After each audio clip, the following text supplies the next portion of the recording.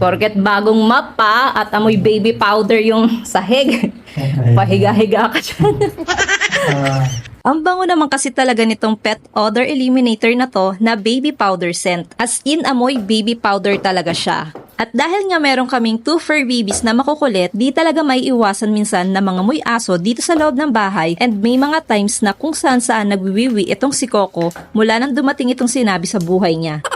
Pati trained naman siya, kaya lang nagbago talaga siya nang dumating sinabi. So itong pet odor eliminator na to is nakakatanggal siya ng amoy mapanghi, amoy poopski, and amoy aso sa loob ng bahay. Wala itong artificial flavor, no alcohol, and meron siyang real plant extracts, non-toxic, harmless, and non-irritating ito, kaya no need to worry if ever man malik na fur babies mo ito. Pwede mo rin pala itong gawing home spray, so maglalagay ako dito sa bottle na to na walang laman.